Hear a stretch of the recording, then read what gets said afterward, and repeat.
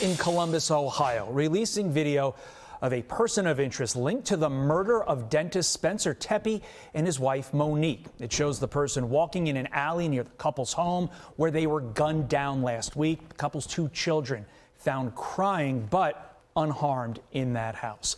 Former homicide detective Brian Foley joins me now. Brian, just an absolutely horrific case now gaining national attention. What are your takeaways from that video that you just saw? Takeaways is they're starting to make progress once they start putting this video together. And Columbus, Ohio has a pretty decent crime center where they're going to be able to get pieces to get them to their technology and be able to start to track where this person came from or how they got there in the first place. Look, when you get to a husband and wife murder every time as a homicide detective, in the back of your mind, there's always that murder-suicide thing. This was quickly ruled out. That would have been ruled out by gunshot residue on the victim's hands, stippling, without getting too technical on the crime scene stuff. An autopsy would have determined that this is not murder-suicide, and the Columbus police are certainly pointing in that direction. You hear robbery possibly as a motive. They're going to look for a sign of a struggle within that home. Sign of a struggle within that home will be a very key indication of what happened there. Two things in the Brown University shooting that I think could be appropriate here. One, any thoughts on the gait, the walking style of this person of interest? That's one. And two, you expect, I'd imagine, that them to be scouring every person's home camera to get any kind of other video on what happened during those hours. Hey, Todd, this works. It works for cops. It solves homicides when they start scouring for video. They already have a piece here. Like you said, with Brown University, it certainly starts to solve it. But, you know, this is a doctor homicide. And, you know, anytime you have a doctor, dentist, pharmacist, veterinarian, anyone with access to opioids, you begin to look at past patients as well. Was there anything in those regards? It's a very broad case right now. There's also the matter of the children. How do police navigate the need to interview the two people who could be the only witnesses to this horrific act, with the fact that they don't want to re-traumatize these children? Yeah, so let's start right from the beginning. Cop gets to scene. There's a murder scene. You have little kids there. Get them out. Get them to medical attention ASAP. I'm certain that's what happened. The hospital will have records for next of kin. Likely they'll get next of kin there. The cops don't typically go find the next of kin. Then they'll get them in medical attention. Could they be witnesses? Certainly the 4-year-old could provide something of value. That is done through a forensic, very carefully with, you know, for lack of a better term, social workers. Not, you know, they're not going into the detective bureau and, you know, with the detective smoking a cigarette asking them questions. It's done very carefully in almost a medical situation, so the kids aren't re-traumatized. The cops don't decide how that's done. You know, it's basically done through the hospitals. Are police going through financial? Now, let me say something. So the two younger children were ages 1 and 4. So I don't know if they can get much from the 4-year-old. Of course, you're not going to get anything from the 1-year-old, but I don't know. But of course, they got to talk to him. They have to talk to him. Let's keep going. Records right now? Oh, everything. They're pulling everything. Cell phones, social media, financial records, trying to determine what is the, you know, the motive for this, and the motive will point to a suspect usually. The thing that we are all wondering now on the motive, the big picture, was this random or was this targeted? And if random, should the people of Columbus, Ohio be worried? You know, you watch that suspect walk away. He's not carrying anything big. There's nothing big was stolen. So if this was a robbery, not much was stolen out of the house. As the police are putting out that video of him walking away. Do I think it was targeted? I always suspect targeted almost right away until it's not, until it's random. If it is random, that is scary for residents of any neighborhood where this would occur. You hear about the family. They were loved. They were kind. People in their community talk so highly of them. You wonder how somebody like that, a couple like that, could ever have any enemies. But that's why we need to look into everything, and that's what police there in Columbus, Ohio will be doing. Brian Foley, is always a pleasure. Absolutely crazy situation. Do I think it's targeted?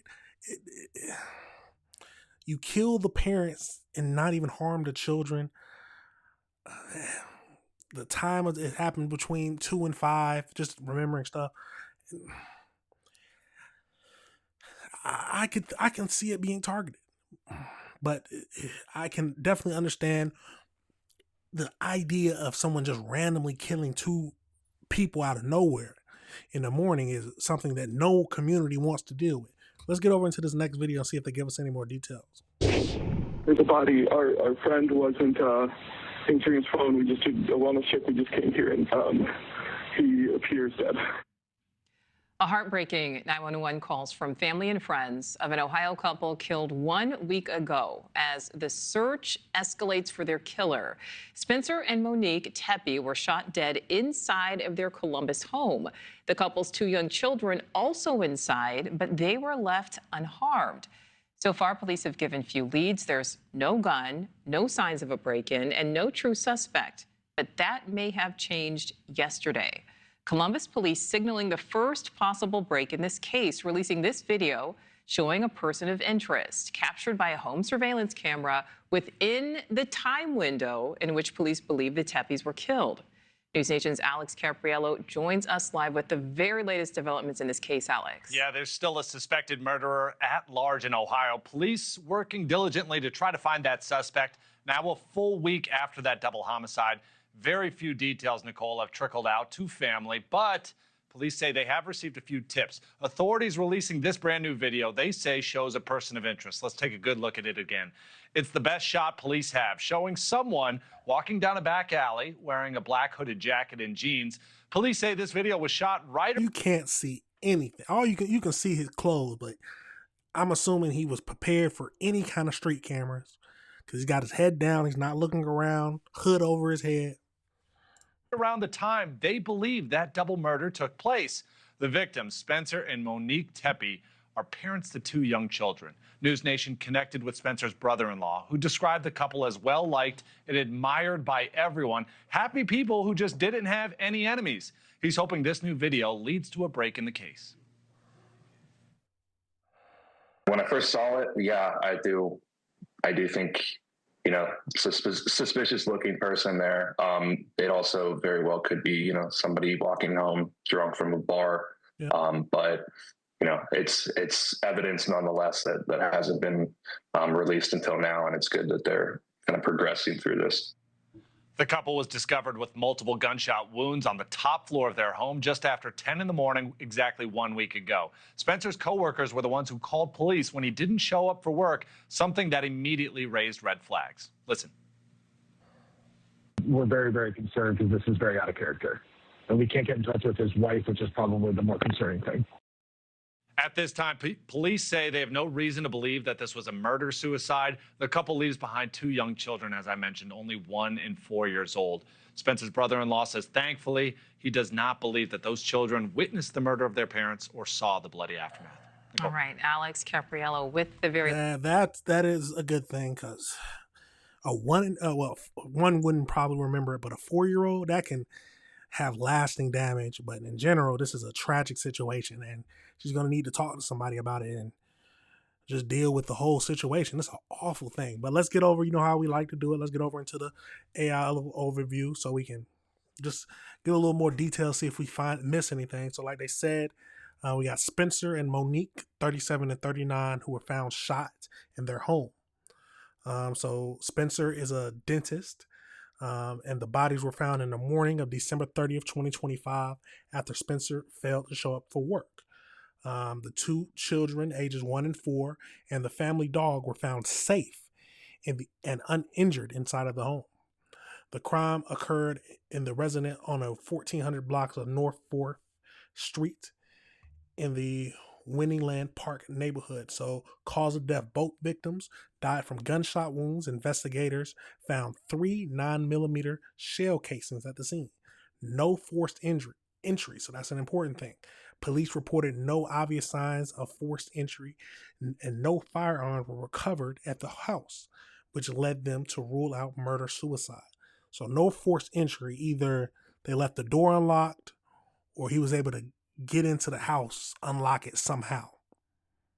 Those are the only 2 options, or let them in. Those are 3 options. Let me know if there's any other options I'm missing.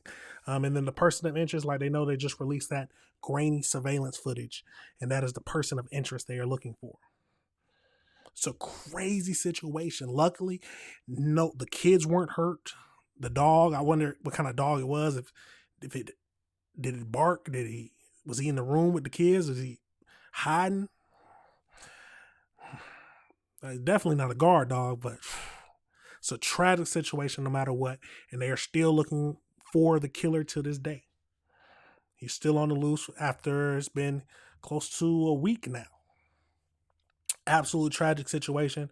We will keep up to date with this. But let me know your thoughts on this, and let me know if you disagree with anything I said. It's a tragic situation. We gotta pray for the children. Some people are crazy. The world is getting dangerous, or maybe the world's just always been dangerous, and we just don't pay attention to it because we got the power of the internet and more news now. Let me know your thoughts, y'all. Let me know if you disagree with anything I said.